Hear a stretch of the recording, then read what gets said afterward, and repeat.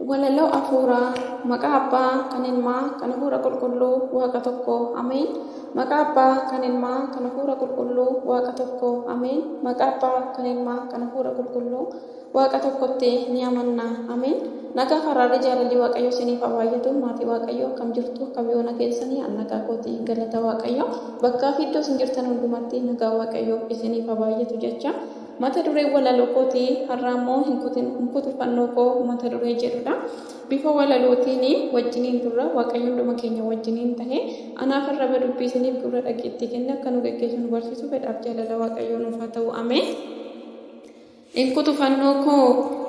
Inkutufannoo koo fannoo kiristoosii nu bilisa baane ni moona daabiloos yoo fannoo qabaanne hunduma keenyaafuu fannoo murteessaadha kan nu jajjabeessu nuuf humna keenyadha kan nu jajjabeessu nuuf humna keenyadha. Cubbuu hojjetee Addaam gannataadhaa bahee fannoo kiristoosiin gannatas deebihee humna fannootiin diinni ni qaanahe saba Addaam hundaaf gammachuu ni godhe saba Addaam hundaaf gammachuu ni godhe. Qaraaniyoo irratti dhiiga isaa lolaasee fannoodhaan Kiristoos bilisa nu baasee si'ooliidhaa baanee gannatatti deebinee daabiloosis gannee waaqa duukaa buune. Seexanni fannoodhaan yeroo hidhametti si'ool duwwaa taatee mul'atte bakkeetti fannoo Kiristoostuu nuuf humna nuuf tahe diina keenya kuffisee lafaan isa gahe diina keenya kuffisee lafaan isa gahe. Diinni si gowwoomsuu waan fedhe jedhullee qarshii horii qabee si bira dhufullee kuti fannoo kan kee akka sirran bullee siin jedhee si boonsuu yoo si sossobellee tolee hin jedhiniif hin sarminan mallee tolee hin jedhiniif hin sarminan mallee. Fannoon humnaa qabadhu sirriitti humna saattamanii hin shakkin lapheetti kanaafuu kakadhu hin kutin fannoo kee sitti hin dhiyaatu hin sodaata diinni kee duuka isaa bu'uudhaaf hidhadhu fannoosaa fannoon humna qabaa diina kee moosisa fannoon humna qabaa diina kee moosisa.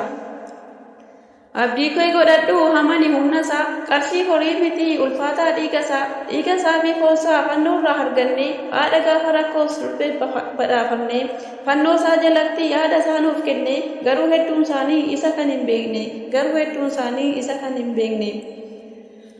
Ilma ishee Yesuustuu fannoon fannifamee nu du'aa nu kaasuuf fannoon ajjeefamee inni na jaallatu fannoo kan koo baatee na duukaa isa bu'uu ofirra keewwatee jedhe waaqayyoonis wangeelaan dubbate Maatiyos barreesse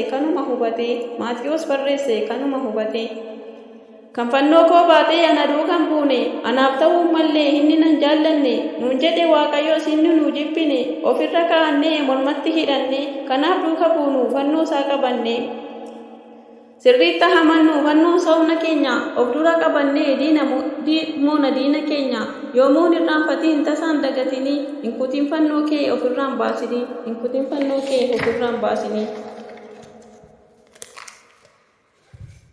Seexanaan guutamtee maaftu tadaanoo koo anoo sodaa keef jedhee hin kutu fannoo koo haala kama ta'uu karaa amantii kooti ansiif hin gowwoomfamu yoo na badhaaste yuulooti. Kanati balleessuuf halkaniif guyyaa yaaddu hundeen isaa jabaadha keenya yoomuu badu dhiiga qulqulluu dhangalaasaa mana qulqullummaa guddaa kiristaanummaa balleessuuf jireenya namootaa ubdaa siif hin milkaa'u kaayyoon kee diinummaa waaqa wajjiniin jirti hin baddu hundeen kiristaanummaa. Kan kootu sirriidha yaada keenya irratti feete isa seexanni si hoofu dalga hati daandii sirrii seete waan goote hundaaf ija jabaattarraa bor argachuuf jirta deebii isaa waaqayyirraa. Seexanaan guutamtee hin tuqin daanoo koo anoo sodaa keef jedhee hin kutu fannoo koo tewaayidoo daandii ganamaa galata na barsiiste jireenya qajeelummaa anatti agarsiiste abboota irraan dhaalee karichi jalqaba dhangaa lubbuu ta'uu of keessaatii qaba. Baay'ooliin irra maqaadhaan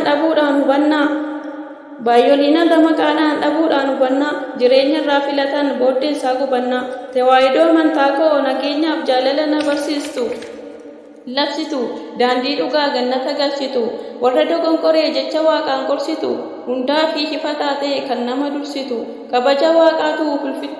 kabaja waaqayyoo ulfina keetiin haadha uumaa waamtees araara kadhatti qulqulloota hundaa kabaja ni laatti yeroo hunda nagaa waaqarraa kadhatti Seenaa ajaa'ibaa baay'ee galmeessite raajii guddaa geessee dhaloota dhaalchiste ijoollee waaqayyoo wangeelaan utubde diina ilmaan namaa seexana guggubde.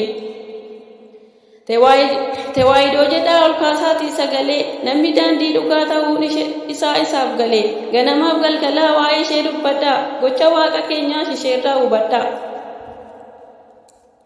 Galma dhugaadhaa isa caalu mootii tewaayidootti hin bu'inaa tewaayidoon ija kootii isheedhaaf lolahee dhiigni qulqullootaa gatiin akkas geessee seenaatu dubbata balleessuuf yaadanis namoonni kaleessaa dhiiga isaatu hundeessee ciccitee dirrisaa akkuma kaleessaa har'as ni qoramti daandii jaalalaatii kanaaf gidirfamti ortodoksii diiguuf yaalu nu balleessuuf ariifatu waan hin diigamne gochuuf waan hin danda'amne gochuuf bishaan alaffatu qormaata saharraa sobsaan ni dabarti isa dhufu beekti gonfoon ni argatti ortodoksii diiguu kan yaadanarra guyyaadhuma irratti ni